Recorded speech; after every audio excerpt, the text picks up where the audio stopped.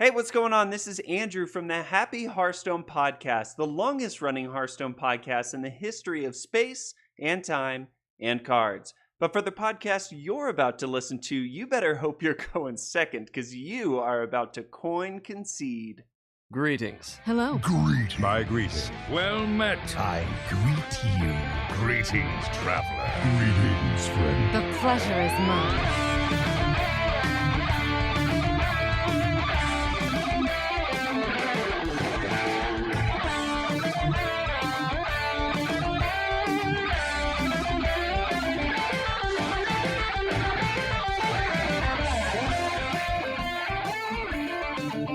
Everyone, and welcome to episode 121 of Concede, a Hearthstone podcast dedicated to making the competitive side of the game more accessible to you.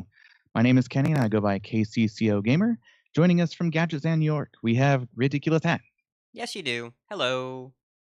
And from Karazhan, California, we have Bodicus. Hey, everybody. And guess what? From over there, we have Jerry Thompson. Hi. Welcome to the podcast. Thanks for having me. Yeah, we're so happy to have you on. All right, so we're going to start out here pretty soon. Let me just get this in here real quick. So Concede is in a large part supported by you, the listener. So if you'd like to find out how you can support us and receive rewards in return, head over to patreon.com/CoinConcede. Just a quick show outline. We're going to have a nice in-depth interview here with Jerry. We're going to talk about our ladder, a little bit of news. We have a tournament definitely to cover, and we have Dexplanations, which is called Falling Back on Bad Habits.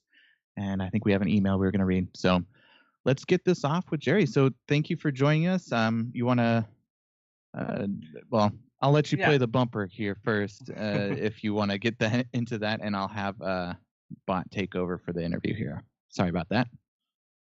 I don't know if I have a bumper here. Let's Very prepared. Let's do this one.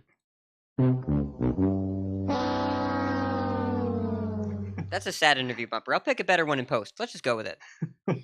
So anyway, a lot of our listeners are probably going to be wondering kind of why we have Jerry on the podcast today. Even Jerry himself was wondering before the cast started kind of why we invited him to be on. But this goes back quite a few months. As everybody knows, I've been a very avid podcast listener. And back when I was playing a lot of Magic and just kind of starting to get back into Hearthstone, I was listening to a great podcast called The Game Podcast, back when Jerry had Michael Majors and Andrew Brown on the cast. And I remember that right before one of the Pro Tours, they were both talking about how they were playing Hearthstone and getting Legend right before the Pro Tour so they could really focus on their Magic the Gathering testing.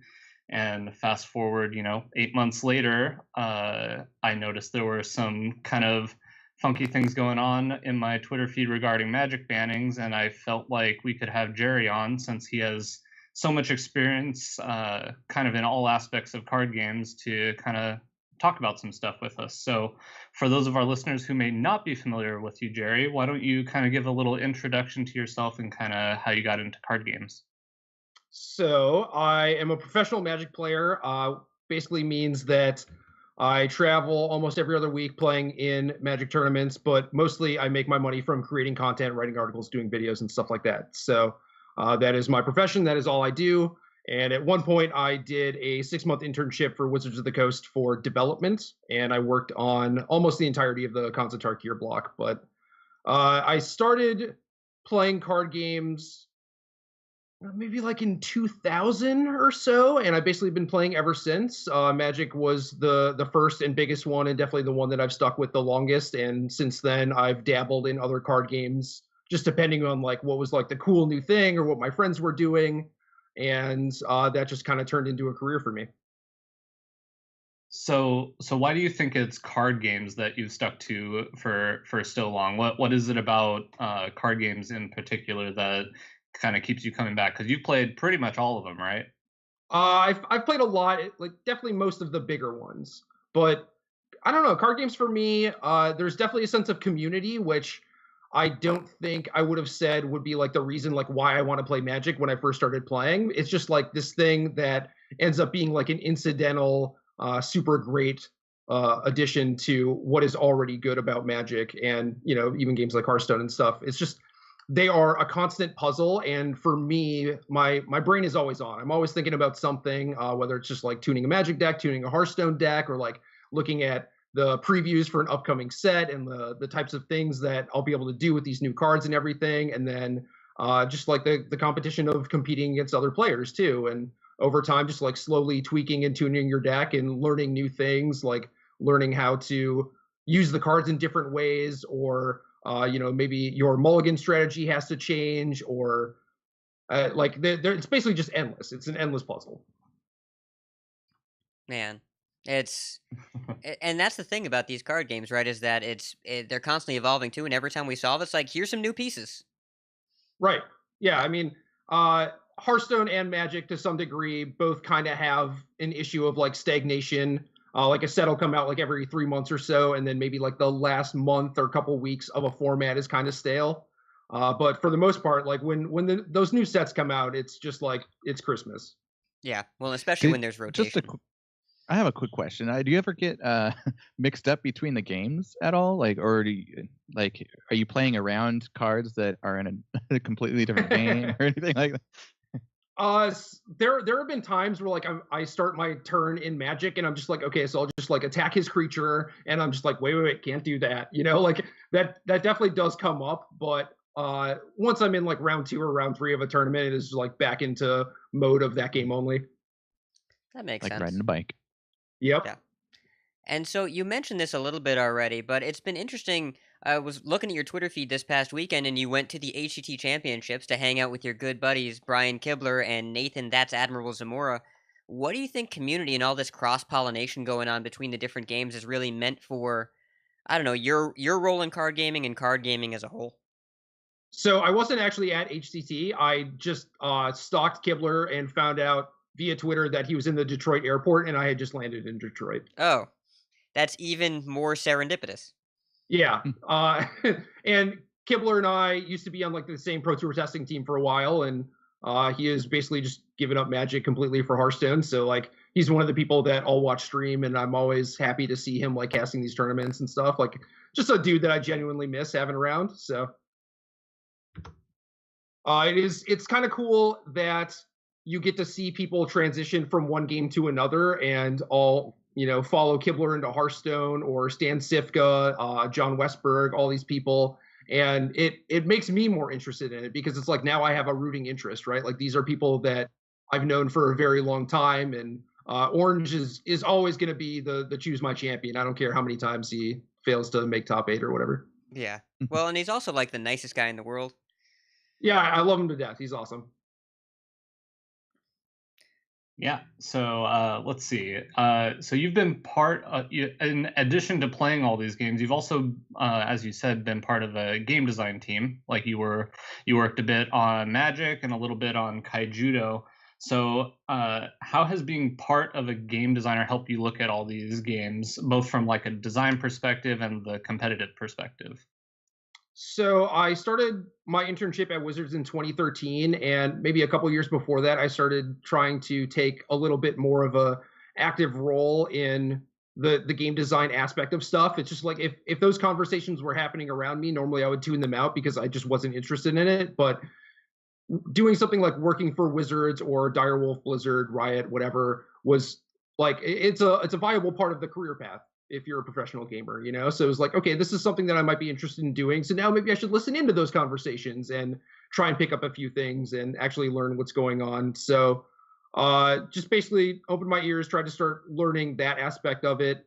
And I don't know, it kind of happened at a weird time where I was trying to hit like a certain level in the like Pro Tour Players Club, and I didn't. And then they reached out at that point and asked me. So it was like, okay, this might not be something I do forever, but is definitely something that I want to try at least once. And since working at Wizards and then like coming back and playing in the professional tournaments, like I just feel like a better, stronger gamer, just knowing how they develop formats and things like that. It's like a set can be previewed, and now I know like their ranking system for limited and stuff, and I can tell if a card looks like it's overdeveloped, which probably means that it's a constructed shot. And if that sort of card is a constructed shot, what does that mean for the format? What do they think the format is going to look like? Stuff like that. So you get like just a better understanding of game design and where they're coming from and what they're trying to accomplish and how they expect you to try and use the cards.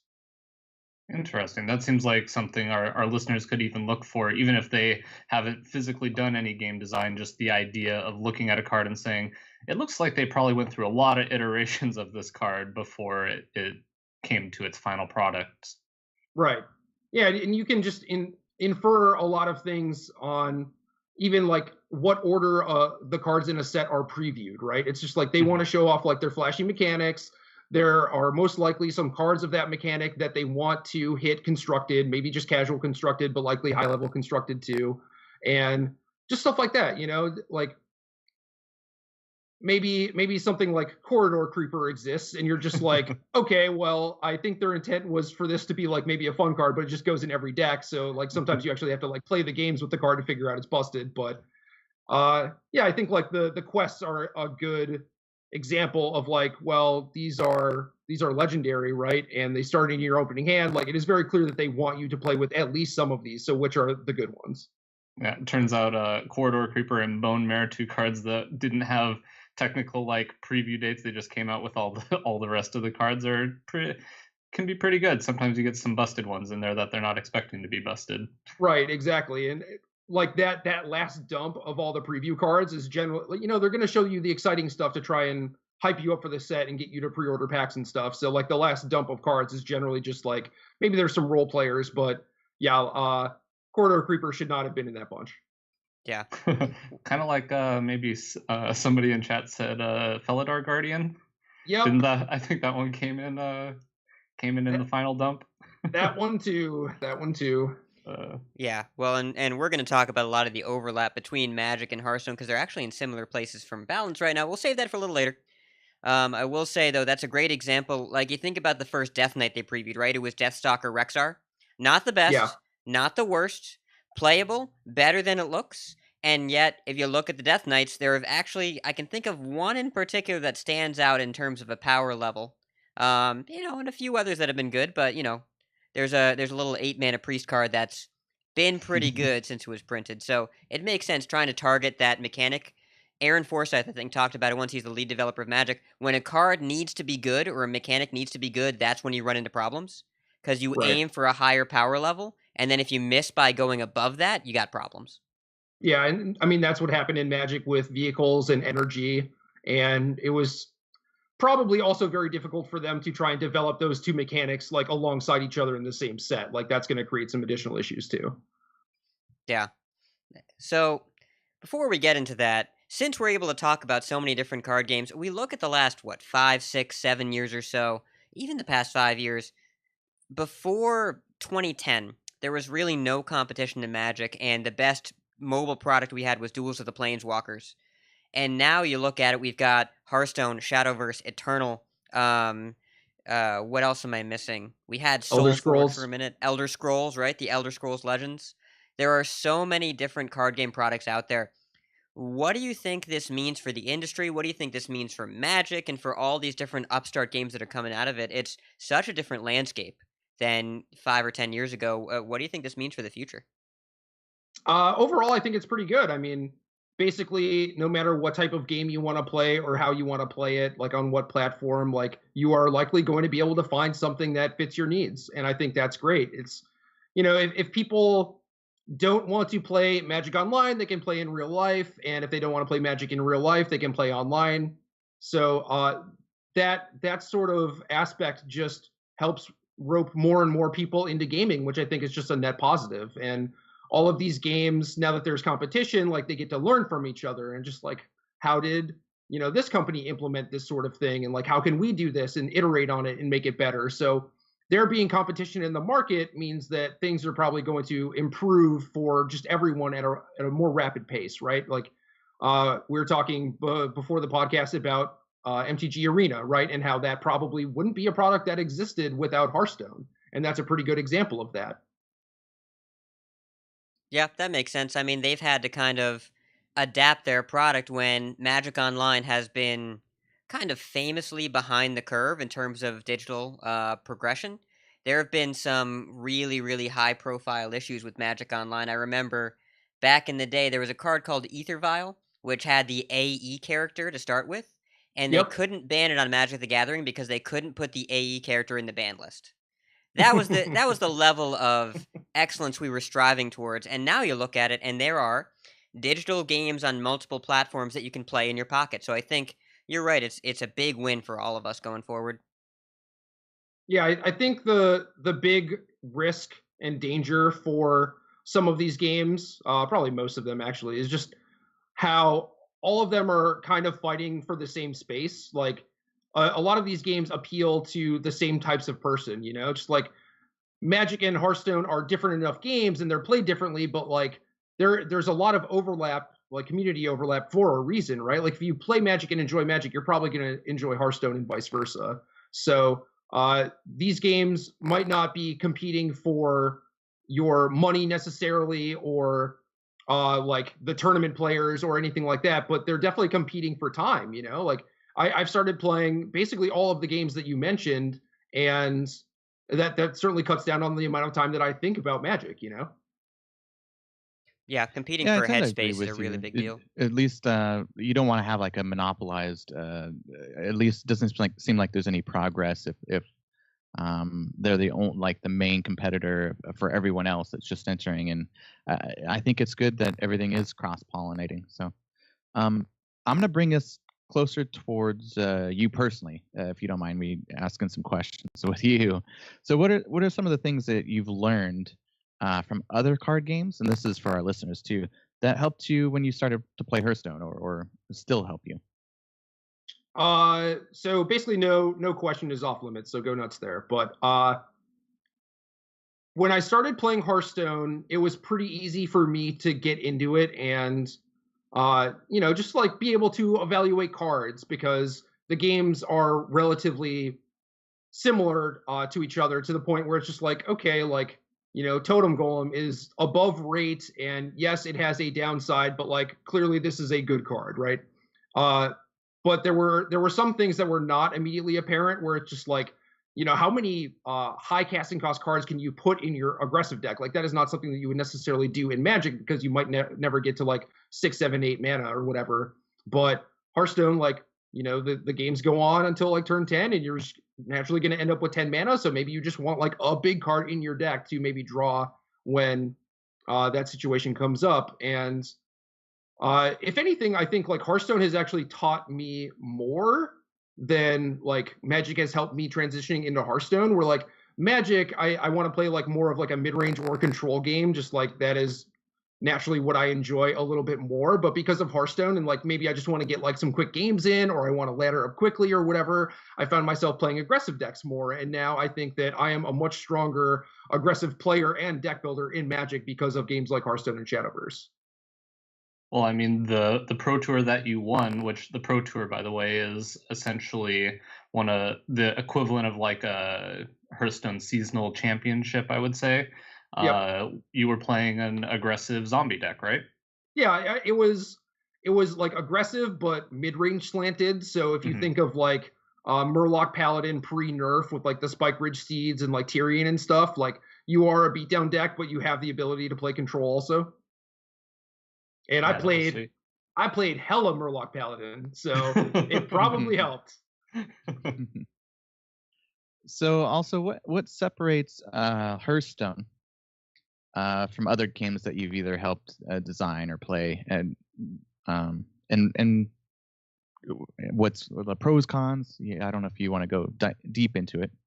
So one of the things that I absolutely thought I was going to hate about Hearthstone and was a turnoff to me initially, like I've only been playing Hearthstone for like the last year and a half, and when I worked at Wizards, a lot of my coworkers were playing Hearthstone and like talking about it and stuff. So I knew like a lot of the cards, a lot of the decks, but I was just like, yeah, I'm not going to play this stupid game, you know. And it was just like the kind of childish art style and the voices, the sound effects, and everything. Like I never played World of Warcraft because I'm pretty sure that I would just never leave my house and would not have a life. So Like I think I would enjoy something like that, but it's like, okay, I should probably stay away, you know?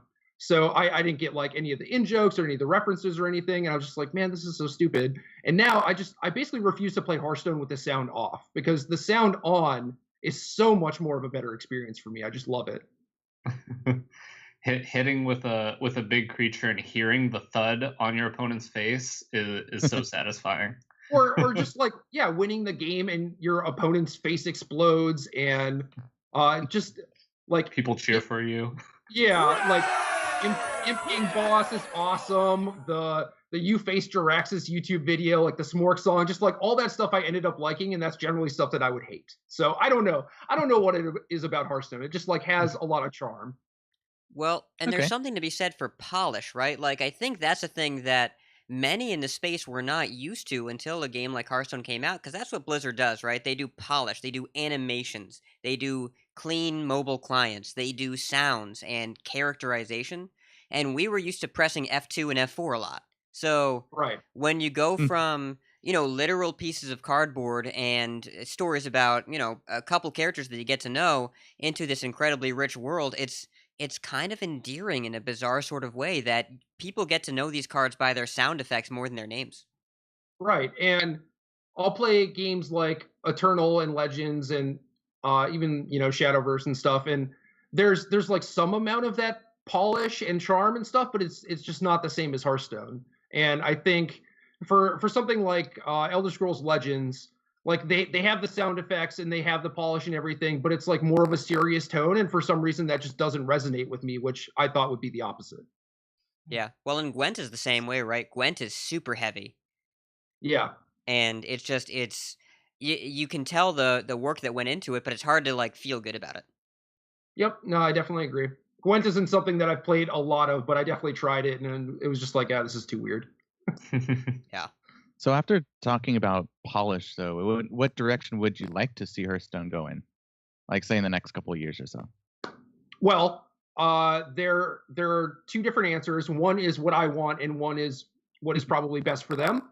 So for me specifically, like I'm a tournament player. Like I want to play in competitions, and certainly last year their system was not ideal, I guess. I mean, like there's the whole thing with like Muzzy and Zalay racing for points and how that played out. It was just like a whole big feel bad. And I know that they're making some changes this year, but even still with what they have going on, I still look at the system and I'm just like, where is my road to like worlds? Like, what do I have to do? I just have to like play on ladder a ton and play in these open cups or whatever. It's just like I don't want to have to do that. Like, can't I just go to a tournament and win it and then something happens, right? Like Magic's path to the Pro Tour or path to Worlds is a lot simpler, I think. Okay, that makes sense. But as far as what would be best for them, I don't know. I mean, like you can point to things like Raza Anduin and Corridor Creeper, and it's like, oh, you guys are making like some development mistakes, right? And how does that impact things? And I feel like it's on such a smaller scale than people make it out to be, because I'm guessing, and I don't know this, but I'm just guessing that the vast majority of their market is just like the casual audience, right? Like it has to be. I mean, that it's the same with Magic, right? I would assume that a vast majority of Magic players you're never going to see at a tournament ever. Yeah. So it's easy to be like, oh man, they're making these development mistakes and their organized play is like kind of out there, kind of weird, but ultimately, like, how much does that affect their bottom line? I don't think it's all that much. So if they are focusing on polish and things like Dungeon Run and the random adventures that come out with the sets, like they're killing it in that regard. And people are playing Hearthstone. They're going to continue to play Hearthstone because it's great. I like that perspective.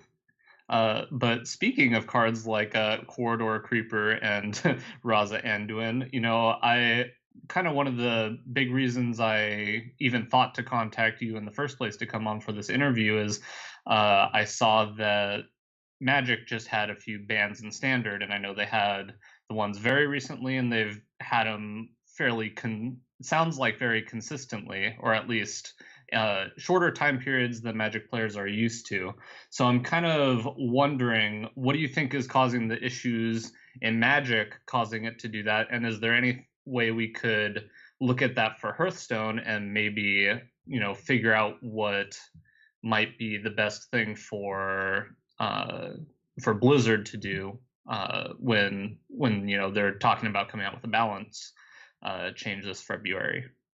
So I am very familiar with Magic's balance team, and I know basically nothing about Blizzard's, so I can't really speak to it. But I know that Magic is very good at hiring like professional players to work on development specifically, because professional players tend to be very strong at doing those sorts of tasks. So when I had gotten to Wizards, it was like coming off of a sort of rough patch where Theros did not get a ton of attention. So there were things like Mono Blue Devotion, Mono Black Devotion, and those decks were persistent throughout the entirety of a year, I think.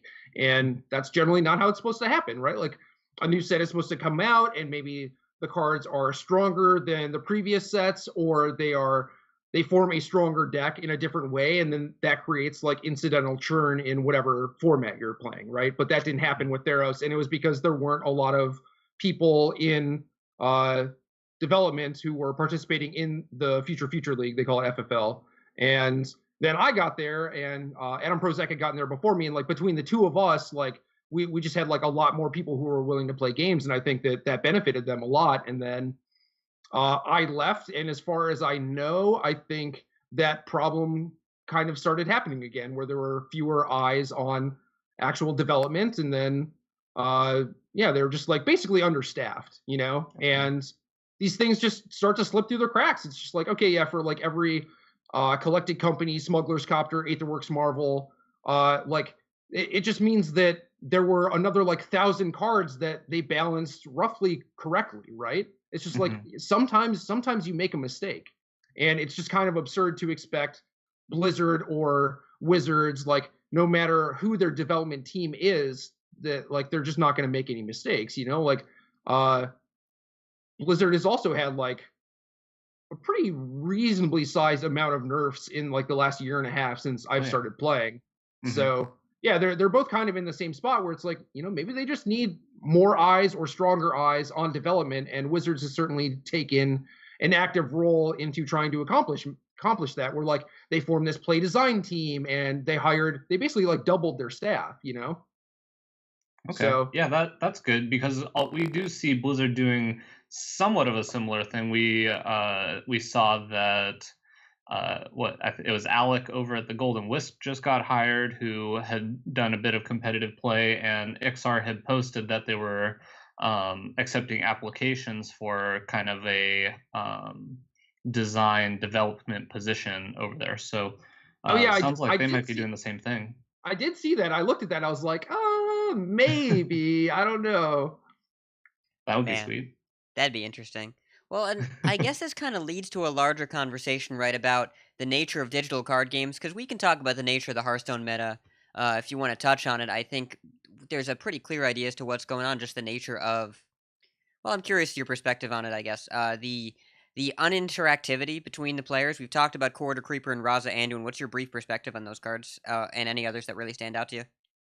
I think Corridor Creeper is just accidentally too good on rate. I don't think that was something that they foresaw happening. And it's also just kind of weird how like that card has not gotten nerfed yet. Like why have they taken so long to do something? Like maybe they're like, oh, we want to see if it's like overpowered or like, occupies a large percentage of the metagame share or whatever. And it's like, well, it is not performing as you intended it to. Right? Like you probably did not mean it to be like the 0 mana 5/5 that people play on turn 4 and it goes in like every deck, right? So why are you waiting so long? I just don't get it. Yeah. Well, and Worlds ended yesterday, or 2 days, or 3 days ago. So they said they were waiting until after Worlds. Apparently, there's going to be a patch over the next couple of weeks, but we'll see what happens there. Yeah, that's interesting. As far as like Raza Anduin is concerned, I'm actually fine with those sorts of things existing, like Raza Kazakis specifically, where like the Highlander thing I think is really cool and really fun, and I just think it's implemented very, very poorly, where it's this deck building restriction, right? Where, you are supposed to basically decrease the consistency of a normal deck and maybe play some like fringy cards that you wouldn't otherwise normally play, and that adds to like the variability in gameplay and stuff. But the problem is with things like Raza and like Reno Jackson is that they just end up creating these cards that incentivize you to play Highlander, but like the games where you draw Reno on 6 or you have like Raza Anduin on 5 and 8 are just like vastly different than all the other games. Like you can't, like if you make things like Kazakus where it's like a fine payoff, but your deck isn't like, gonna win 90% of the games when you draw Kazakus on 4, right? It's just like maybe you get like a couple extra percentage points because the card is a little bit stronger than what you would normally have. And I think that is the space that they should focus on. But like maybe they think that you won't jump through the hoops of building Highlander decks unless you actually have like busted things like Reno. I don't know. Yeah. Yeah, it feels like Keleseth is in a similar vein to that in the sense that they probably didn't assume that you would be able to build a strong enough deck if you did not include 2-drops in the deck to make Keleseth worth it. Yeah. But it turns out it is worth it, and it increases your win rate when you draw it on turn 2 by a huge margin. Yeah, wasn't it like 10% or something? I saw these numbers a while ago. Something crazy. It was almost as much as what happened when he drew Nizas first mate on turn 1 in Pirate Warrior, which I think was a 15% swing. Okay. That was back in old Pirate Warrior. It's still I mean, there's going to be some early game variability in any game with as much initiative push as Hearthstone. Just when it starts to get one card as a 15% swing one way or another, that's a big number. Yeah, and drawing patches is similar to that too, right? It's like anywhere from 15 to 20% reduction in win rate. Yeah. I have so many pictures on my phone of me having patches like in my opener, like mulliganing into it or like drawing it on turn 1 or something. And then it just got to be too much. Like I would just take a picture every time. And then I wanted to make like an album of them. But then it was just like 1,000 pictures. So I just stopped. Yeah. So, but go ahead. Yeah. As far as things like Keleseth and combining like Raza with Anduin and stuff like that, it's like I would say that is maybe not the designs that they should be shooting for, because I don't know, like basically every competitive player will be like, well, look at the stats, look at the numbers. Like this is really dumb how if I draw Keleseth on 2, I'm like 15% higher to win. Or if I go like Raza Anduin, how much higher are you to win? If you have Reno on 6 in this matchup, like that's all that matters. And competitive players hate that. But like Magic used to talk about this a lot, or like Magic players, where it's just like, you want the worst player to be able to win sometime, and like what is the best way to go about doing that? And Blizzard seems to think it's just like with the random effects and the kind of like random game states generated by things like Keleseth, where like if you go Keleseth, Shadow Step Keleseth, like it doesn't matter how bad you are, you're probably going to win if they don't do something similar, right? And right. Is that actively a good thing? I think probably not, or I think that there's a better way to implement it, but I have no idea. Like I'm not a professional game designer, so. Yeah, like how does that compare to like Mana Flood and Mana Screw, right? Like random effects versus the mana system. Obviously, there's a ton of benefits from the Magic mana system that you get in just ability to play more, but it also generates that kind of random element where somebody just doesn't draw their third land and gets beat by somebody that doesn't really matter what they do, right? Yeah, exactly. And some of that needs to exist in games, both so that the better player doesn't always win and that you just have a different experience every time. And I think that's valuable, but it's just like you really don't need to have these things just be as punishing as they are, right? It's like right. you draw patches, you automatically lose 20% equity. If you draw Keleseth, you gain 20% equity, It's like those things are so swingy that they just can't possibly be right, and there have to be better ways to implement that without being so swingy. Got it. So, and this kind of brings us to a slightly different discussion about the nature of digital versus physical card games. We have the opportunity in a game like Hearthstone to make the changes, just like you can make the card a different card than it was when it was first printed, as opposed to Magic where you ban it or you don't. So, do you think there is value in doing that more frequently? Do you think that destabilizes the game or something else? I think that there is, like, Hearthstone has maybe a finite number of times that they can pull that trigger, before it just becomes like, it doesn't even matter like what cards I craft, what cards I open, because they're all just going to change at some point. Like, you don't want people to have that mindset. You want them to actually be like satisfied with their purchase and like kind of know what they're getting, right? So I am kind of worried that they have had a lot of balance changes recently, and I'm also worried that they're not like buffing things enough. Like that strikes me as something that is also concerning, where it's just like you have more knobs that you can utilize to balance your game than just making cards worse. Yeah. They literally haven't ever buffed anything, have they? Not since beta. No, Yeah. that's And a Why? good point. Interesting. they changed 5 cards in September of 2017, which I think is the last change they made. I don't think they changed anything out of this most recent set. That was the big post KFT change where they changed Innervate, War Axe, Hex, War Leader, and Spreading Plague. Yep. And then over the past year they hit Small Time Buccaneer. Is there one other one? Oh, Crystal Core. Spirit Claws That was was with the the end of Buccaneer last change. year, I think. Or no, you're right. That was the beginning of this year. Yep. Yeah, yeah. Spirit Yeah. Claw Small Time Buck was beginning of this year.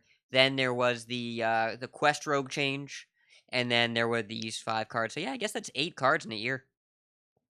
That's a good amount That's a of cards. lot. I mean, Yeah. Magic's still beating them, but it's still a lot. That's not a race you want to win, but even being second doesn't feel good. Yeah. So another thing that is kind of confusing is that I don't know. I assume at some point we're just going to talk about Hearthstone metagame. Period. Is that accurate? Yeah, I'm sure. Now, Okay, right well, now. Let's get into it.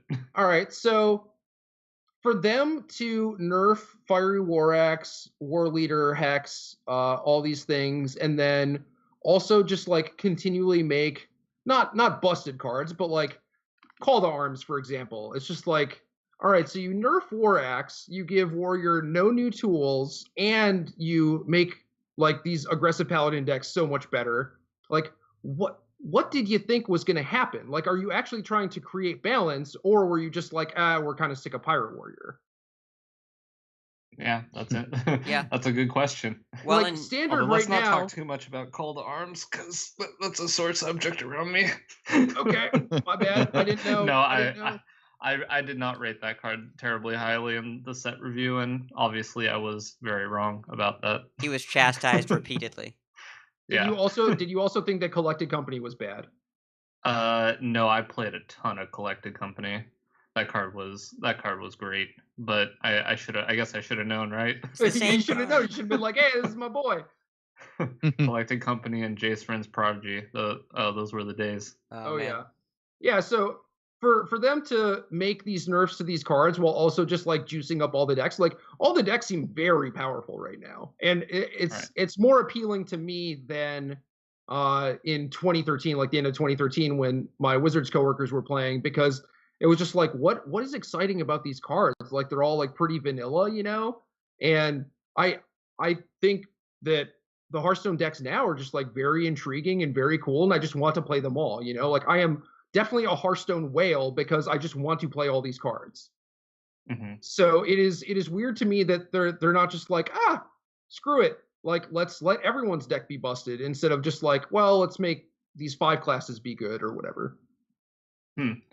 Yeah, that's interesting. That's kind of gets into the next question I wanted to ask, because I didn't ever really get your opinion. You know, Magic was going to try to do a kind of a different rotation schedule for a while, where I believe it was they're going to have a maximum of 5 and 6 sets in any given standard. And so I was going to see your thoughts on Hearthstone maybe moving to that, because since all the decks right now are super busted, since we have so many cards in the format, and then a couple of the classes are kind of left out, do you think that it's good to have something like that? Because it really feels right now to me like our standard format is similar to like the Magic the Gathering modern format, in the sense that there's just a ton of different decks, and they're all super busted, but you also have a lot of games where you didn't have a lot you could do. Somebody just kind of was able to enact their game plan, and you didn't have a whole lot of responses to it. But modern is also super popular in Magic, and this format does not seem to be as popular in Hearthstone. So I was going to kind of get your thoughts on, do you agree with Magic not ending up going with that short rotation? And do you think that Hearthstone could benefit from going with like a shorter rotation? It depends what your goals are. Like for Magic specifically, I think that would likely lead to standard formats that are more fun and more enjoyable, and it also means that they can push certain themes or certain cards and have them rotate out faster, which is just kind of like this inherent way to insulate yourself against making things like Emrakul or Collected Company that just end up being a little too strong for standard, you know? But there are a lot of inherent problems with it too, where it's like cards rotate too fast, so then they don't retain their value, and then fewer people want to actually buy into standard because they know that their cards are just going to be useless very quickly. So for the health of the game and the format, I think that sort of thing would be a good idea. I just don't think it's like feasible in the real world, and they recognize that, which is kind of awkward because like I was there when this talk was happening, and like I was all for it, and I thought that like the end result would be making standard decks cheaper, which would make it easier for people to buy into standard, which would be a good thing. But in reality, it's just like the cards are cheaper because no one wants them, because no one wants to buy cards that are in 6 months going to be worthless. So kind of blew it there, I think. So it doesn't seem like a very viable thing for Magic to do, and I'm not sure exactly how Hearthstone's model affects things a little bit differently, where it's like, yeah, in theory you can play wild or you can like dust your cards for a refund or whatever, but like if they start rotating things quicker, they have to do some sort of like dust bonus to get value back. Otherwise, I think that, you know, like Hearthstone is probably just a game where like people lapse a lot too, which is, you know, why they have the classic set, and they want to make that just like this evergreen thing that is forever there. Is like if someone lapses in Hearthstone for 6 months or a year, they come back, they want some of their cards to actually still do something. So what happens if they're just continually rotating and people come back and their cards never do anything? You know, it's like it might be difficult to actually have those people come back and like give it another go. Yeah, they were Alright. talking about that a lot when they did when they first talked about the Hearthstone rotation, they brought all those players in. The big thing they talked about was exit points, and you're right that there is a lot more lapsing because the approach to the game is so much more casual. You whip it out on your phone and you play it, and then when you're done, you're done. You put it back in your pocket and you bring it back out in a day, a week, or a month. Yeah, Yeah. it competes for time, and sometimes other things take over in your life that you need to spend more time on. Like maybe you start seeing someone, or your job becomes a little bit more demanding. You don't have time for Hearthstone, and then that changes, right? So you're going to come back. All right, that makes sense.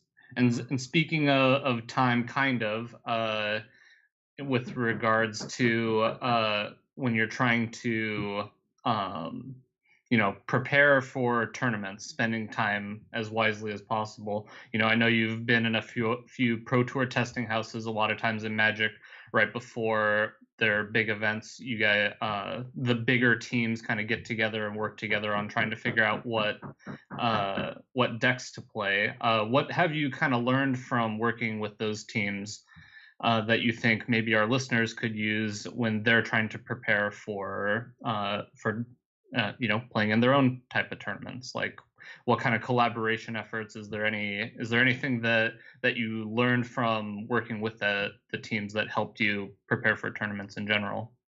Yeah, working with a team is. Hold on a sec. There's some asshole knocking on my door. I'm sorry. We're with the Bible study group, and we're asking people if they've ever seen about God the Mother. I'm good, thank you. Raw audio is going to be a good one this week, gang. So, Jerry, You we were really just you talking knocked about 3 times to tell me about Jesus. we were Okay. just talking about our Lord and Savior. Oh my god. That's the All point. right, so teams are Yeah. great.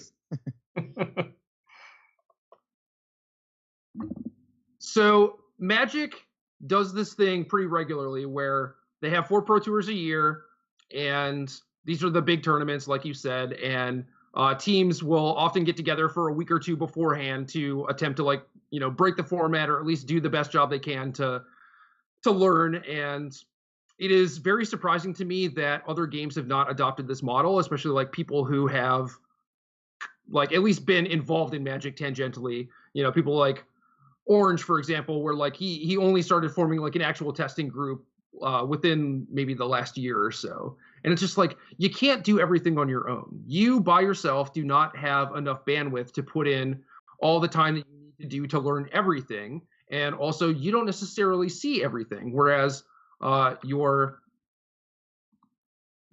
Audacity just died or something. Help. Just keep going. I got it.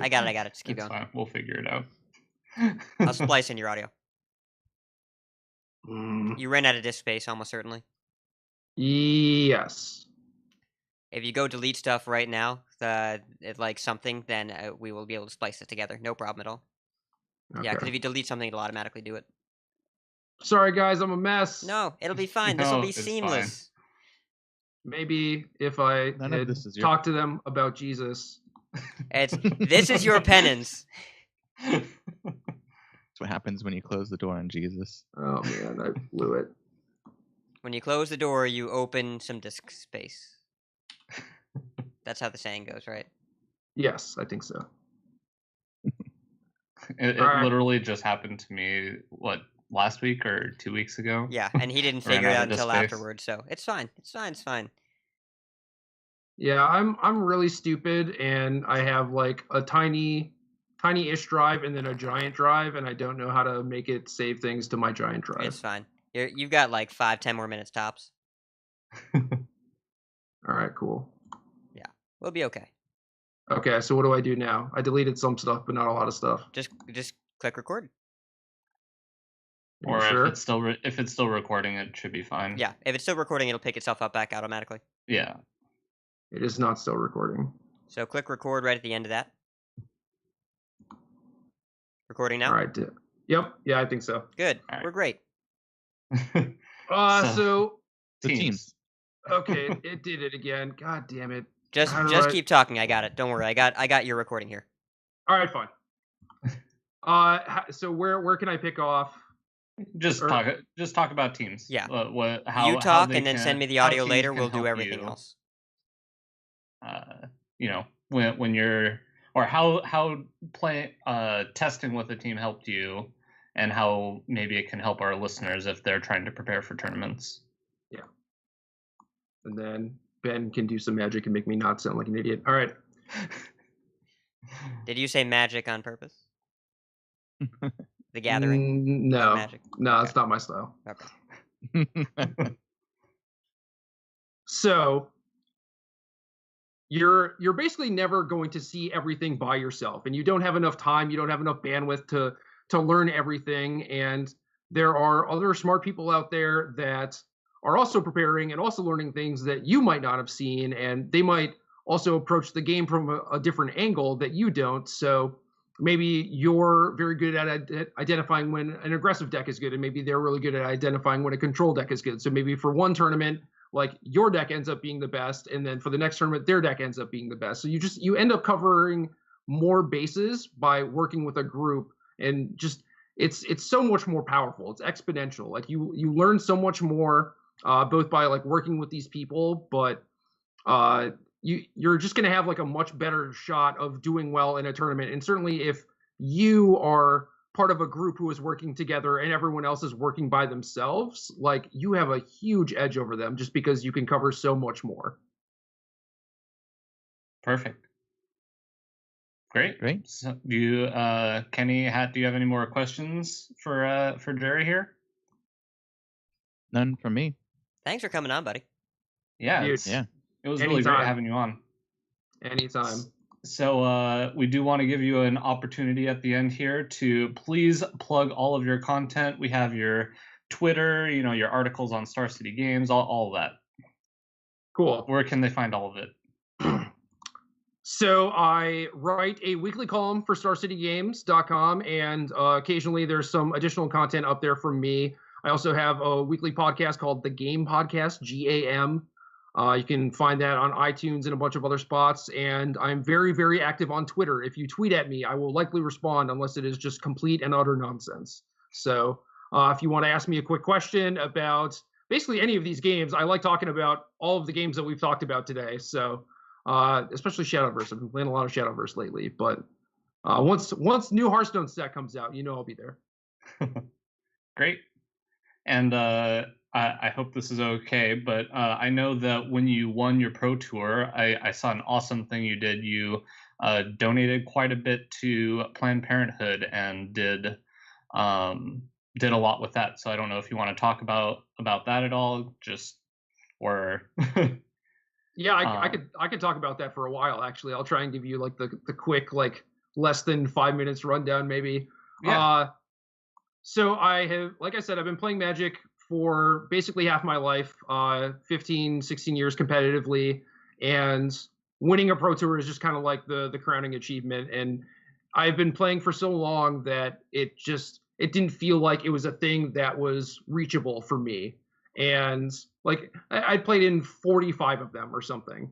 And not only had I not won one, I had also only made the top 8 once. And for the most part, my finishes were fairly mediocre. So at that point, it's just like, okay, like maybe I can't hack this. And once I came back from Wizards, like all I wanted to do was try and fix my process for preparing for the Pro Tours. And it did not take very long until I did really well and won one of them. And I'm just kind of like, holy crap, like this is literally a thing that I thought I would never achieve, right? And I'm getting all these congratulations from all these people, and like people are just like, telling like fond memories of me and like all this stuff, and it's just very, very overwhelming. And I felt like very grateful. Like I'm certainly much happier now than I was when I was a kid, and I think that my life is just in a very good position, and that's just kind of like the cherry on top, just this thing that I thought was impossible, So I just feeling very grateful and wanted to find a way to give back, not necessarily to the Magic community, but to just humans in general, And it was like, well, I have this platform, I have this achievement, like how can I leverage this into doing something good?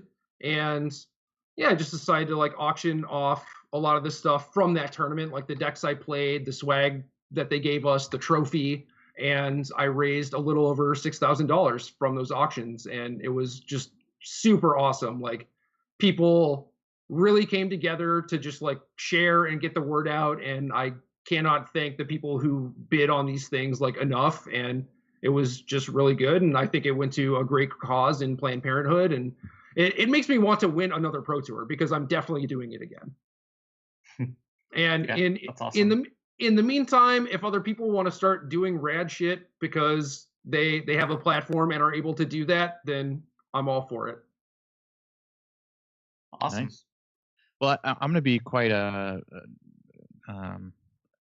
upfront about this. I didn't know too much about you before you came on, and I'm glad I got to know you. And a lot of listeners already in Discord and in on Twitch have announced their excitement for having you on. So I'm so glad to have you on. I actually, now that I think about it, I have heard of the Game Podcast. So I'm happy that you came on and shared your knowledge and are such a cool guy. No, I appreciate it, guys. Thanks for having me. Like this is a lot of fun, and I'm leaving for the next Pro Tour tomorrow, and I have a ton of stuff to get done, and this kind of like fit in between everything perfectly, and it was awesome. So thank you guys so much for having me. It was great. Yeah, we're glad to have you anytime, buddy. Yeah, good luck at the Pro Tour. Hopefully you crush another one.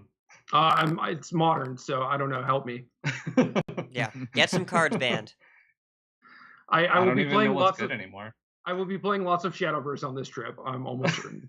Yeah, good for you. All right. Yeah. Yeah, you're not expected to stay at all. I know you're pushing us between things, so feel free to. We'll go ahead and continue on with the podcast from here. But thank you so much. How you want to tell him anything about what to do before he leaves, or we'll just ping him on the side? Save project is for an Audacity project, not an audio file. For an audio file that will open in other apps, use export. Yeah, you're going to export a wave to the big drive, not the small drive, because the small drive is full. And then I will Twitter send you a Google Drive link, and then you put it there, and then we're all good, man. Tight. All right, Jerry. All right, you guys rock. Yeah, man. Have a good one. Back at you. Night. Yep. Bye. Bye. All right, bye. That might be the most eventful raw audio we've had yet. Yeah, you're gonna. I thought you were gonna have a lot of fun editing the one with Asmodee in it. Yeah, no, this'll be a good Friday night. I've got some time set aside. I'll give you a chance to kind of touch on the cameras there. So let's talk about our ladder real quick here. I'm going to give you a quick rundown of myself here first, give them some time. So I shot up to rank 9. Was rank 13 last week. After putting in several games on Druid, and having lots of coaching this week. So I'm proud to announce I'm just 5 wins away from my golden Druid. So that should probably be banged out tonight after the show. And Nice. wasn't too happy about the Tavern Brawl this week compared to last week. I wasted 5 games with people that just had no clue of what the end game was to do to work with me here. If you guys don't know or haven't played it yet, it's a co-op brawl. So that was my ladder experience and game experience this week. What about you, Bonicus? So I had a pretty fantastic week last week. I was not expecting to have a ton of time to play, but after the podcast, I fired up the stream for a little bit, and I started on Asia. I was already rank 2, and I lost a game, won a couple games, lost a game, and then Andrew's Living hosted me, and I just was like, well, I was gonna go to sleep, but I'll play until I lose. And I didn't lose until I hit Legend, so that was pretty sweet. I did that with Combo Dragon Priest, and then the next day I left for San Diego to visit in-laws, and I was like, oh, I'm probably not going to have a lot of time to play this weekend, but I snuck in a couple games, and then we ended up going to the casino. Anyway, long story short, I ended up playing a lot more games, got to rank 1, and then got home Sunday night and made the push from rank 1 to Legend on NA with Control Warlock. And so got Legend on both servers last week. I'm still pretty low Legend right now, so I have a lot of work to do, but I've been playing some Quest Rogue on NA now that I've hit Legend, and I haven't played a ton of games, but I have a 100% win rate against slow decks and a 0% win rate against aggro decks. So that's where I'm at. Nice. Very productive week there for you. And Hat, what about you? So, I've been doing 2 things. I've been either playing Raza Priest and winning or playing not Raza Priest and losing. I really enjoyed Miracle Rogue in this meta, and it's great except when it isn't. And I've unfortunately had about 50-50 of those games where I posted a replay just before the show where my opponent went turn 1 Pirate Coin Atris Veteran, turn 2 Corridor Creeper, turn 3 Corridor Creeper, turn 4 Blessing of Kings, turn 5 Rallying Blade Kill You, and I closed Hearthstone, and I just looked at the blank screen for a little while, and kind of just wondered how my life had gotten to this point. So, reopened the game, opened up Raza Priest, destroyed a Paladin, it felt good, but then, I have to ask myself, do you either die a hero or you live long enough to see yourself become the villain? I'm hovering around rank 7, rank 6 right now. I will be honest, I haven't put in a ton of games. All of my playtime last week went to the Tavern Brawl. All of it. Because it was so good, and I just wanted to play... If I could just play Oil Rogue. I didn't ever get to play that deck while I was good at Hearthstone. I got to play that deck while I was terrible. And I didn't understand how it worked, and I owned it, and I'm like, I guess I prep sprint on turn 4, and then I lost all the times. And now I get it. And I just like hitting people in the face. And it's so good at hitting people in the face. I just want to play that deck forever and ever. So I'm probably going to go full wild next month. And just play a wild version of Oil Rogue because it was so incredibly fun. And God, do I miss Blade Flurry. It God, is do I fun miss and it. wild. Oh, It is Blade good. Flurry. Oh, I miss it. I did not get to play nearly enough of the Tavern Brawl, and I'm a little sad about it. And I think the thing I'm most sad about is that I didn't get to play the Zoolock deck. I got to play it once, and I completely just spazzed because I was like, oh my god, it's the Zoolock deck, and I missed mulliganed and everything. I wish I would have been able to get more games with it. I think Zoo, more than anything, is just it's incrementally better, but it's the same strategy we're used to playing. Just all the cards are a little bit more efficient.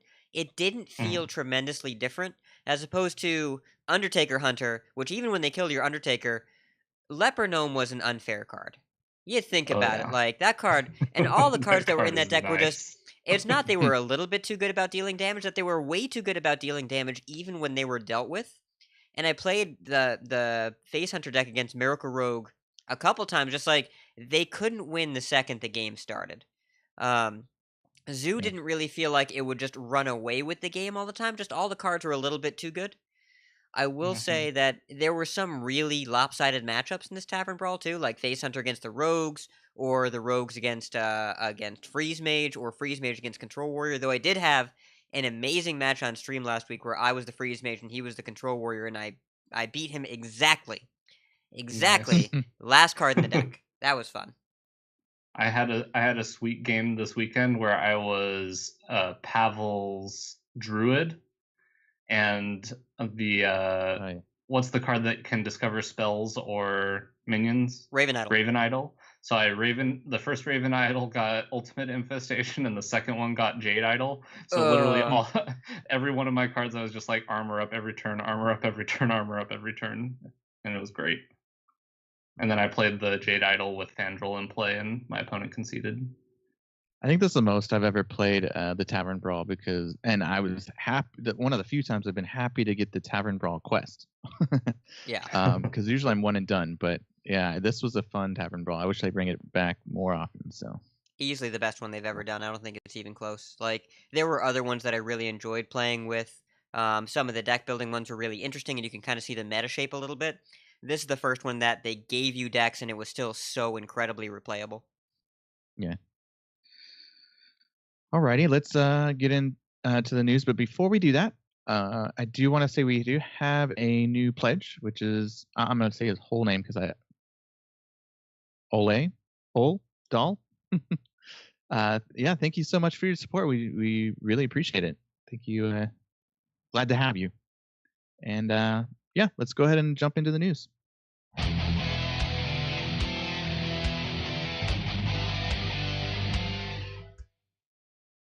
All right. So the first up is an actual interview done with IGN.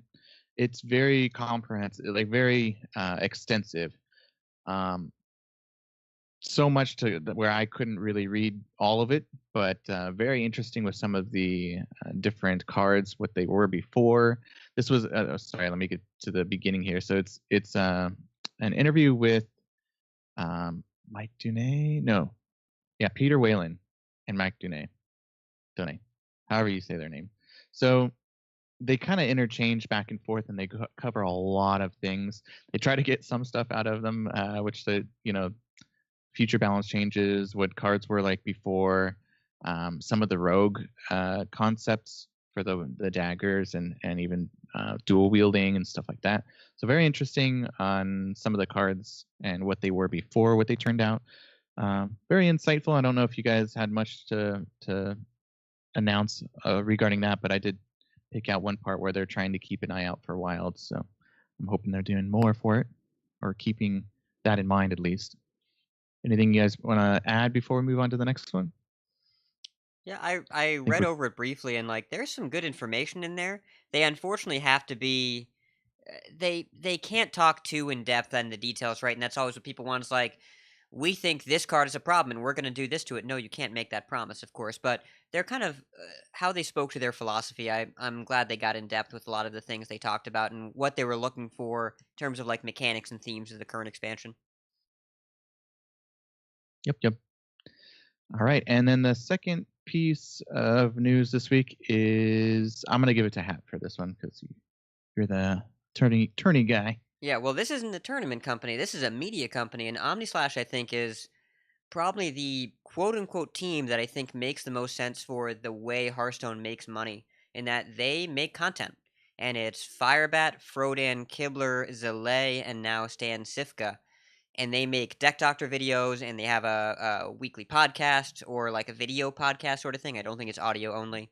And they play games together, and they just make media and content. And They are, they're partnered together. They display the logo on stream, but they don't compete in tournaments to do this. They just make videos. And it's really new player friendly. It's really experienced player friendly. They have different pieces of content for different players. I think it is an excellent move for Stan Cifka to join up because Hearthstone you can't really depend on for consistent income. And this is a way to guarantee some kind of consistent income and consistent production for them. Keeps them busy, gives them something to do, engage with the community, and gives them a lot of visibility. So, congrats to Stan Cifka. I think it's a very lucrative post. Yeah. Speaking of, this is just turning into the Magic Pro Tour champion episode because Seriously. Sifka's ex Magic the Gathering player. He won a Pro Tour a couple of years ago now. But it's a great move for him. I've watched his stream a couple times. He's very, very good player, and he also very inventive. I've seen some of the lists he's been coming out with that are quite interesting. I think this is a cool move. I'm excited to see the content he produces. All right, so let's get to the big tournament this past weekend. Yeah, we were lighter on news because, by the way, World Championships was this weekend, so... It's the grand tournament!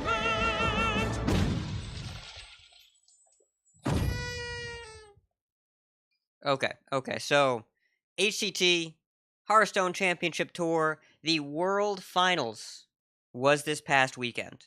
And boy, was it something to watch. Now, typically my experience has been wide open ladder metas make tournament metas harder to make tournament metas less successful because a tournament meta is all about popular choices and how to target them. A wide open meta usually means there are lots of polarized decks with lots of different matchups, so based on what you bring is what dictates the matchup as opposed to how well you play it.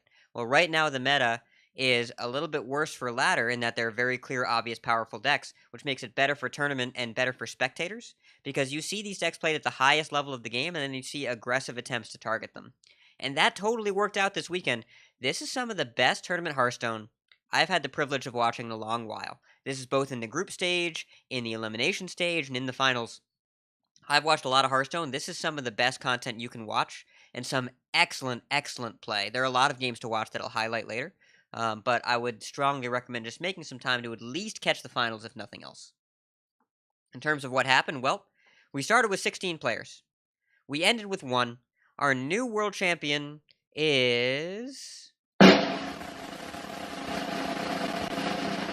Tom 60229. Congrats, Tom. By the way, not going to say that I predicted it, but I predicted a little bit. You predicted it a lot of it. Yeah. And Tom, this is his second time back at the World Championships. The first time was all the way back in 2014. So this has been a top-level competitor of the game for the entirety of its existence. And there's a really cool article, actually. The president of Taiwan congratulated Tom for bringing the championship home. He is the first APAC champion in the history of the game. And he got a pretty insane 3-2 win, including a reverse sweep over Frozen in the final match. So, huge congrats to Tom. Jason Zhou and Surrender rounded out the top 4. 3 members from Asia in the top 4, 1 from the US. 5 through 8, we had Doc Pone, Samuel Sao, Stan Udachi, and Sintalal, so a couple Europeans. Doc Pone from Canada. Samuel Sao also from Taiwan. And then the top 16, but didn't make it to the elimination bracket. Muzzy, Omega Zero, Orange, Purple, Ant, Hoy, Kalento, and Nyria, unfortunately did not progress. So the tournament took place over about 4 days of play, and we had quite a few matches that are worth watching. So let me talk about them briefly. In terms of games to watch, there are a lot of them. If you're going to watch any series, you need to watch the finals. It is everything you want a finals to be. There were twists, there were turns, there were nail-biters, there were tight games, even just game 1.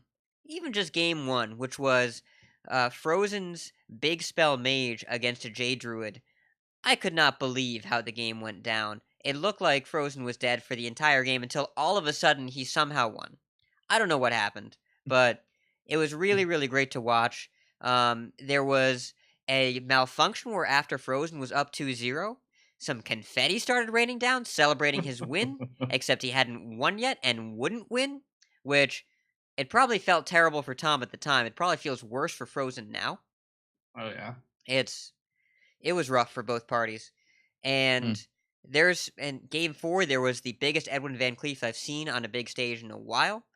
And we ended On up turn 2. on turn 2.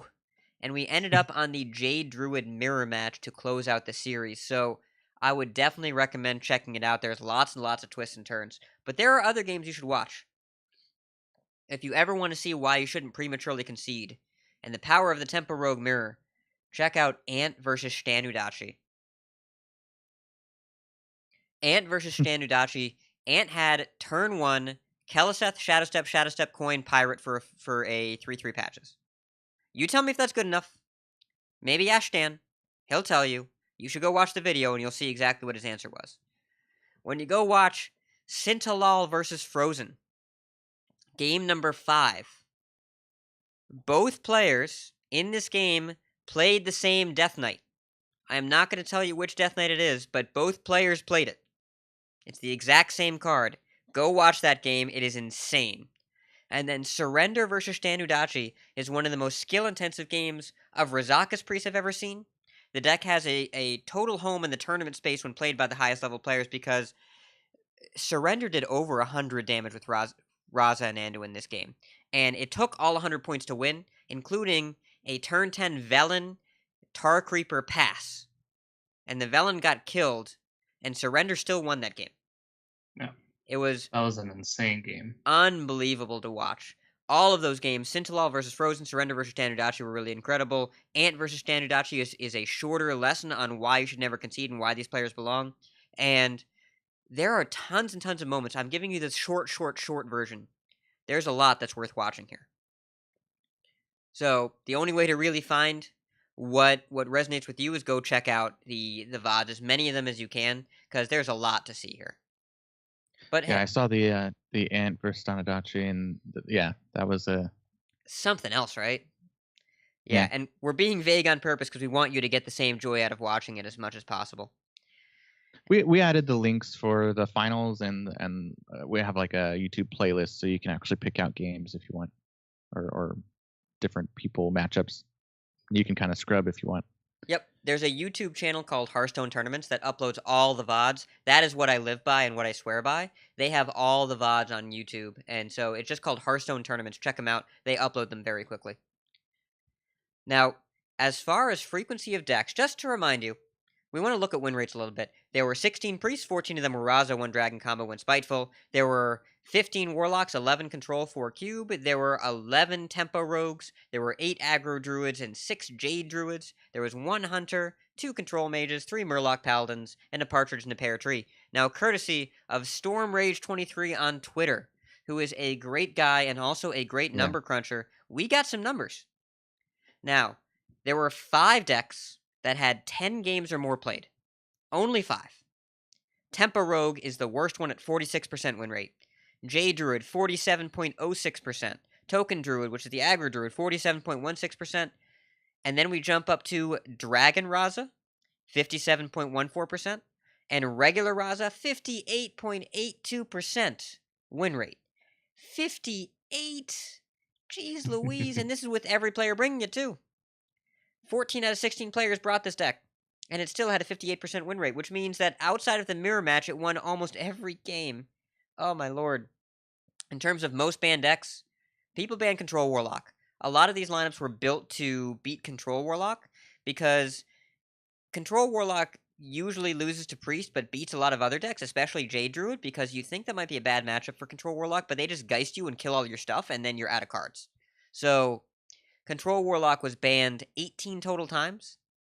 There were 16 other bans for all other classes combined. It was almost all Warlock banned, so that's what you're going to see in more than half of the matches played. Now, if you're going to ignore sample sizes, right? If you look at smaller decks with smaller win rates, Big Mage is the most successful deck of the tournament, 75% win rate.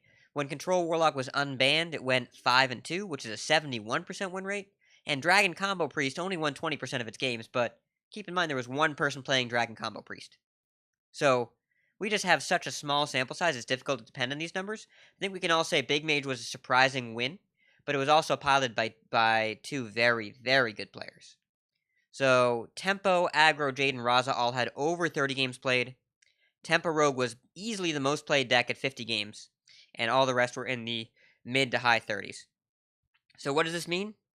People tried to target Raza Priest, and it did not work, because you can't target Raza and Warlock at the same time, so you ban one and you try and fight the other.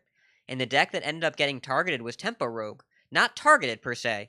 It just was the fairest deck left when Raza was busy playing unfair. So Raza was attempted to be beat. You saw a lot of Cairn, Bloodhoofs, and Lich Kings in these rogue decks. They didn't consistently get the job done against Raza. There wasn't really a lot that was stopping Raza other than fortunate draws, the mirror match, and luck of the draw. And also, they were probably just worse against the decks that were trying to target the Tempo Rogues, right? Yeah, I think so. I mean, the Aggro Druid is a pretty bad matchup for Tempo Rogue if they draw Living Mana. Yeah, and even worse if you have cards like Cairn and Lich King are probably way too slow. Right. If you're facing down, 4 3/3s on turn 4, and then you're like, well, I got a 6 mana 4/5 in my hand, you're probably not going to win that match.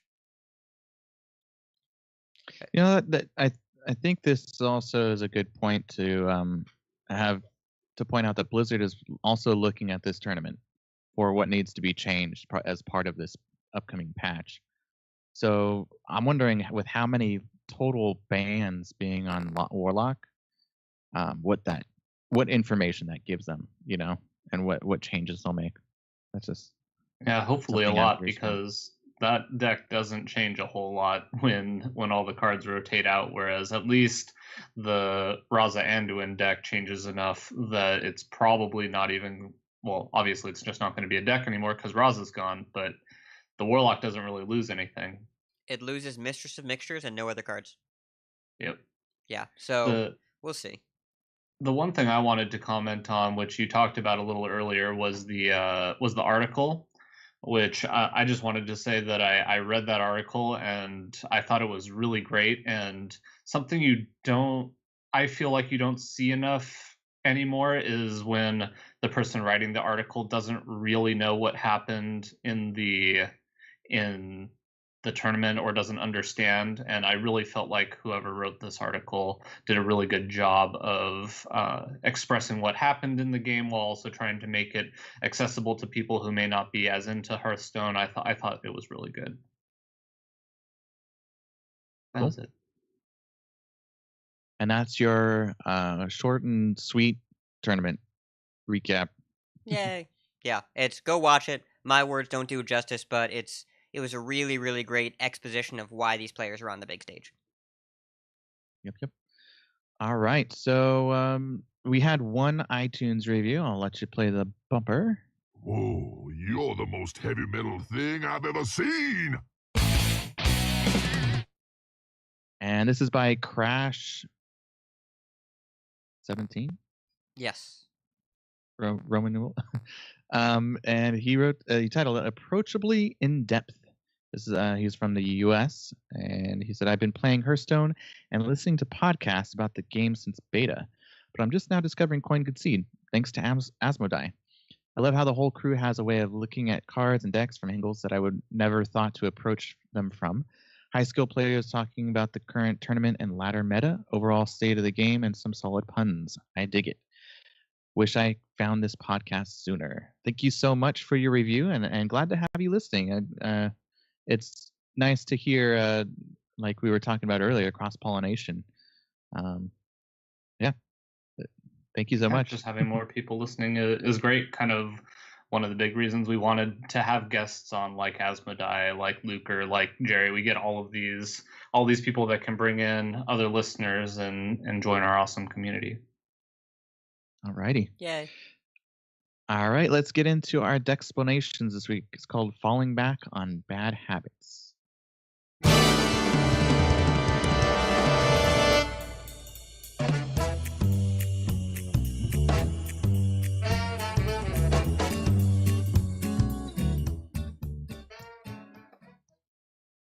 So this week, since I knew that we were going to have Jerry on for the interview, I did not prepare a super long explanations, but I really wanted to delve into something I noticed during the finals of HCT. So maybe, hopefully, you guys noticed this as well. But I saw a post on Twitter, and I was trying to find it, but I couldn't. Of one of the other professional Hearthstone players saying, essentially, man, these guys are playing really fast considering there's $150,000 on the line.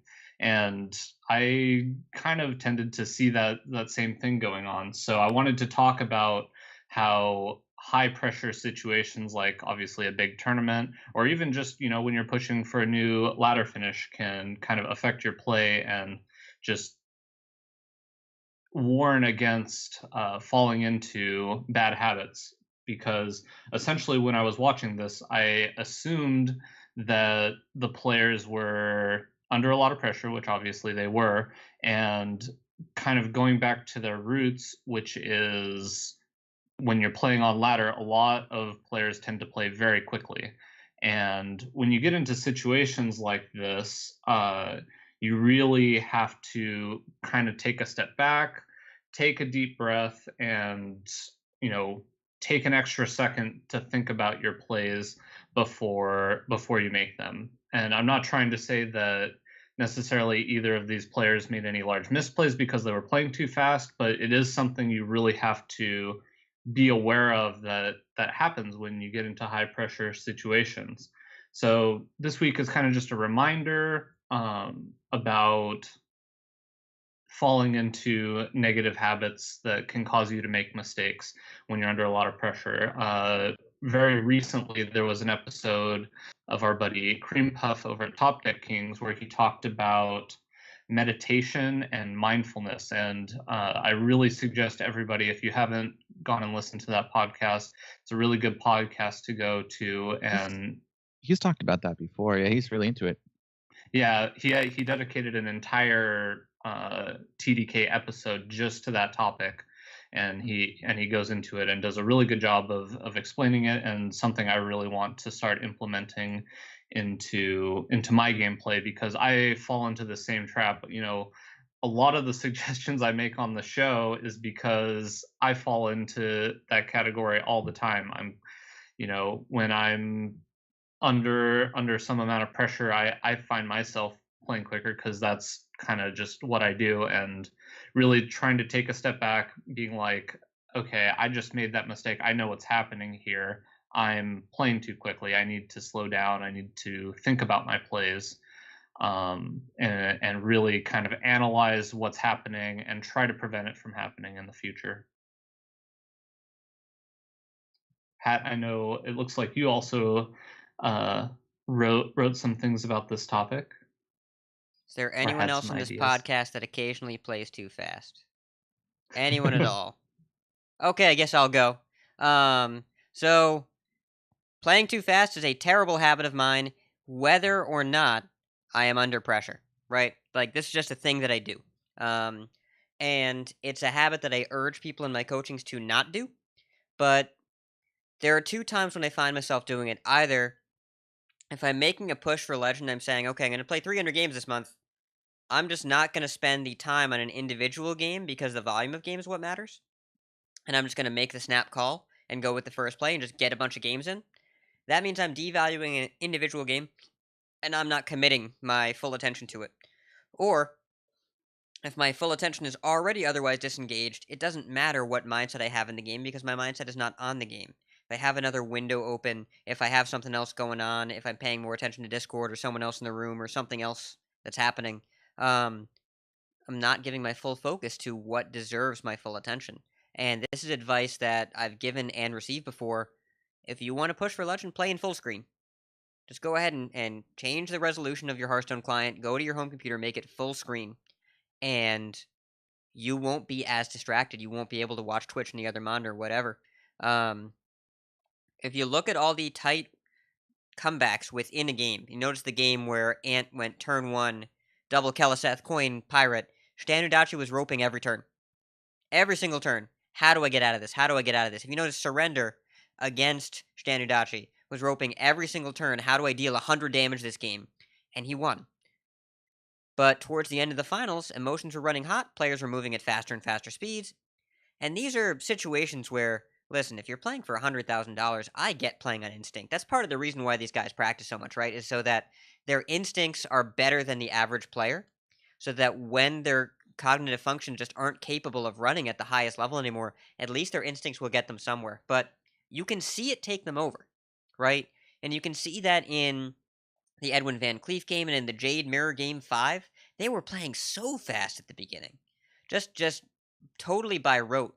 And it's amazing to me that Tom kept Ultimate Infestation in his opening hand in under 10 seconds.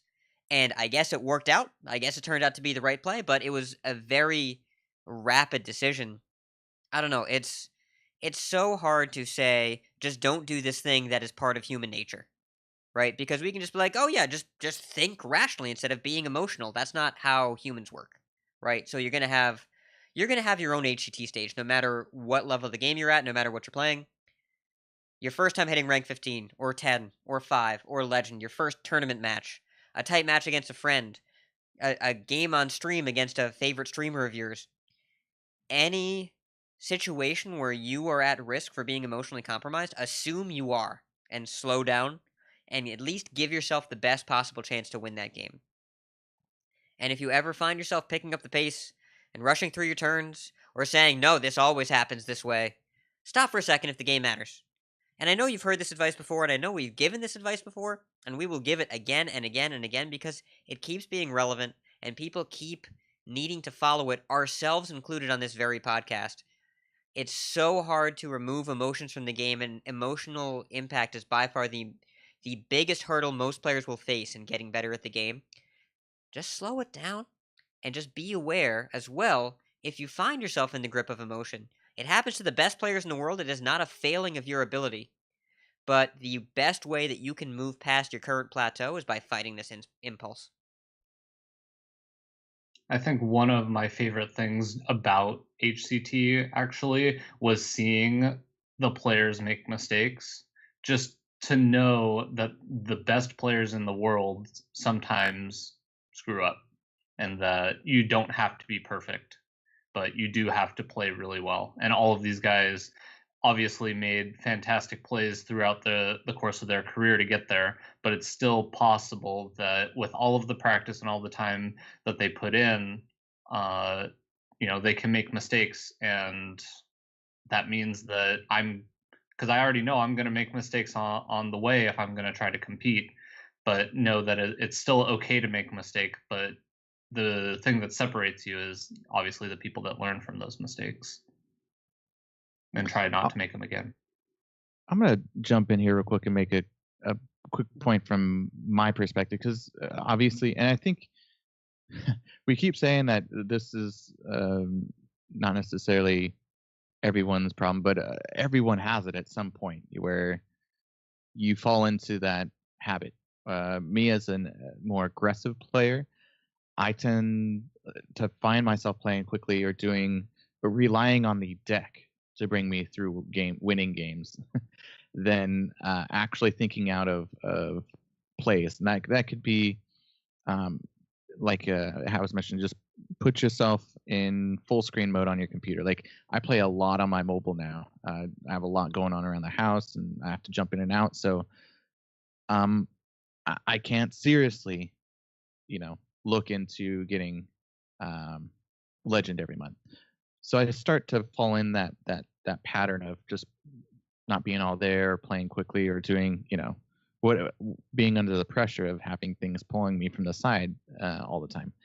So that's one thing from my perspective, and it's a good thing to at least be aware of if you are planning to play on mobile, or if you're you're not going to be the streamer that can pay attention to chat and do that. I'm not saying that that's wrong or that you can't do that. Yeah, if you're going to do that, set the expectation that you're going to have fun or put on or be entertaining, but don't put on the I'm going to make legend hat at the same time you're going to be streaming or you're going to be doing, I think that's the point I was going to make just real quick for this. So hope that goes in line with what you guys are saying. Any last minute mentions here in the explanations? Anything else? Nope, I wanted it to be a short one this week, and hopefully, just reinforcing the things we talk about. Even if you've heard it from us a million times, as Hat said, we're probably going to tell it to you a million more, just because it, as much as you work on it, you can still work on it some more. I'm a believer in that, at least. Yeah, I believe it too. Doesn't hurt to be reminded of things, no matter what you're doing, not just this, anything in life. If you want to get better at something, it's good to always be conscious or cognizant, I think you would say, of it. Alrighty, so we do have an email I'd like to go over. So, Hat, hit me with a bumper. Rock is dead. All right, this is from. I always butcher names. Cinema. Sounds good to me. Sure. All right, we'll go with it. Dear Coin Concede, Cinder and Hat's consistent praise of Tom 60229 just netted me 6 packs. So thank you. I don't know who you guys voted for, but your coverage of the competitive scene put Tom on my radar. I voted for in every single Choose Your Champion, and this is by far the best showing. Keep doing what you do, and I'll keep listening. Thank you so much for your email. I actually sent it in on our website. So I'm glad it worked for him, because me and Kenny chose Colento, and it did not go so well for us. Hey, you guys want to know who I chose? You want to know who I chose? I'm just gonna put this right in the screen, right there. So if you're watching Coin Concede, I chose my boy Tom 60229. So Ike Cinema, you know what? I'm also gonna say thanks to me, because I'm gonna enjoy these 6 packs very much. So glad that it worked out this time. I don't want to give the impression that we always get this right, but I feel pretty good about this prediction. So yeah, glad it worked out for you. And to my 2 co-hosts who made the logic of vote for Colento because his name is Colento, that is good logic. I would make that decision again. I don't think you made the wrong decision. It just didn't work out this time. yeah. This is my first bad showing from it, so Yeah, I'll brush it off. Because it's Colento. It's Colento. I believed. You should. I would still vote for him again too. I still believe. I'm just thinking of a song. I just don't want to get stuck in my head. All right. Do you believe in a thing called love? It could be all kinds of different songs. You believe in magic. You could be a believer. Oh, man. But let's head on out. Did you say believer? So, Did you say believer? How long can this go on? Too long. Actually, I think we're pretty much on point with this show. It's a nice length. So, you know what? Why don't you talk faster?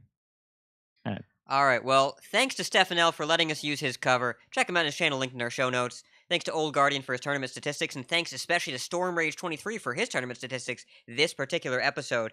He's a boss. You can find him on twitter.com/StormRage23. You can catch our blog posts at coinconcede.com along with our show notes. Follow us on Twitter at coinconcede. Contact us at coinconcede@gmail.com. Like and share our Facebook page at facebook.com/coinconcede. Talk with us at discord.coinconcede.com. Buy our shirts at shop.coinconcede.com. Contribute to the show at patreon.coinconcede.com. And big thanks to our producers, Reganus Prime, Calum CV, and the one, the only... It's so fluffy! Fluffy. All right. Shout outs. Let's hear bots first. So obviously, big shout out to Jerry for coming on. Really big shout out to Hat for having that connection to get him on.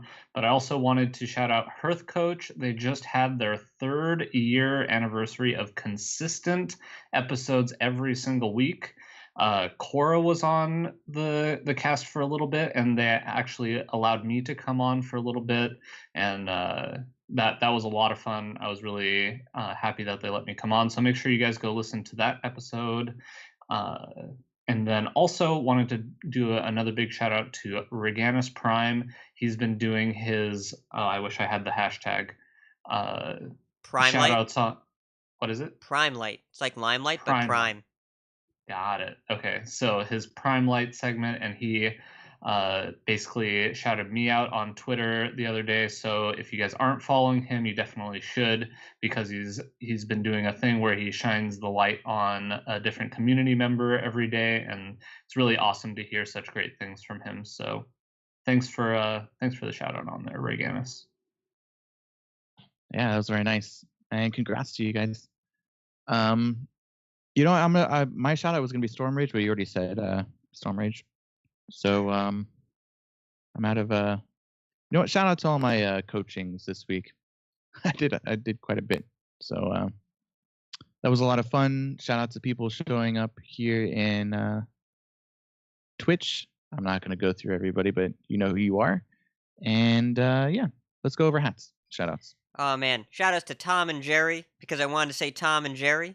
Tom for the packs and Jerry for the good times. Storm Rage, I already shouted him out. He's great. Hearth Coach, you guys are great. Keep doing what you do.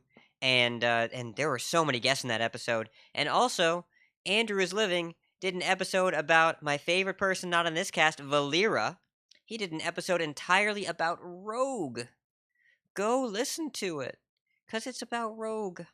I queued it up already and downloaded it. It's going to be a must listen for me. It's a show all about Rogue, and Andrew was also, I think, on the episode with Hearth Coach, and he's just everywhere, man. Oh, that guy is all over the place. And Reganis Prime was on Into the Wild too. Yeah, Reganis Prime was on Into the Wild. It's the cross-pollination in the community has been really insane to watch over the last month in a really good way, because Blizzlet is starting to get going as well, and they're kind of collecting all these different podcasts together, and Daring Reporter is kind of collecting everyone together, so there's a lot of really good cross-pollination going on, and part of that as well is due to UHL, so shout out to my man Ferris Biscuit. Love it all. Shout outs given. What were you saying, Bud? I said I love all of it. All of the things coming together. All right. Speaking of coming together, let's wrap this up here. But tell us where we can find you. You can follow me on Twitter. I'm at BoticusHS, and it'd be great if you could also follow me on Twitch, twitch.tv/Boticus. Very, very high likelihood I will be streaming a lot this weekend, as I have a lot of climbing to do to try to get to a decent place next week for the end of the month, get a decent legend finish. We'll see what happens. Great. And Hat, what about you? Twitch.tv/ridiculoushat on Thursdays and another night to be determined. I'm probably going to have to suspend my Saturday stream for the duration of UHL just because I haven't been able to hit it consistently and I don't want to advertise it and keep missing it. So I will be streaming my UHL matches weekly and definitely Thursday nights. So that'll be tomorrow, but after you hear this podcast. Thursday nights on my Twitch channel. And then you can find me on Twitter at RidiculousHat, and you can find me at Discord at RidiculousHat. Awesome. And then you can find Cora at songbird_HS on Twitter, and Twitch is songbird_Cora. You can find me on Twitter at KCCO_gamer, and just ping me anywhere Concede is involved. So that does it for our show this week. I'm going to leave you with Keep Calm and Chive On. And if you see us on ladder, Concede. Concede. Concede.